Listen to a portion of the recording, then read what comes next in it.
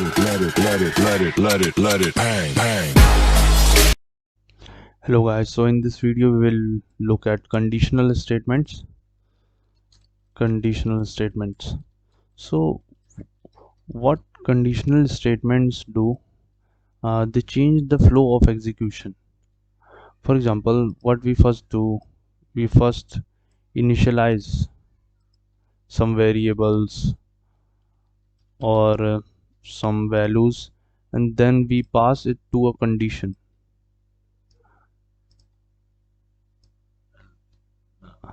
and this condition, what it condition does, it on the satisfaction of this condition, either it is true or false, it divides the flow into two paths, this and this.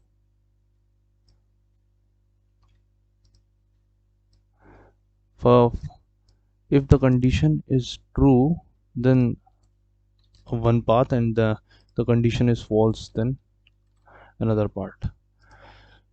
So it creates two paths from which program flow will change.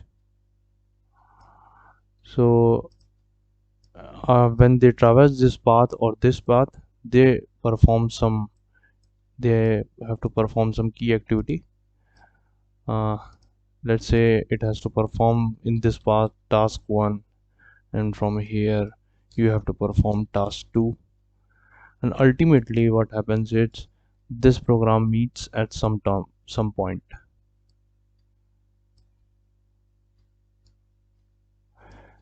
and then flow begins with sequentially go like this. So these the conditional statement work in this manner. Now we will see its programmatical implementation. Now let's move on to the programmatical approach. We'll open the IDLE and then create a new file with the name something called condition1.py. And now here what we will do, we will initialize. First step is to initialize this variable, initialize a variable with the value 6, and then we can go on with a a simple if else statement. Let's comment it. Python you can give comment using hash. So this is if else conditional statement.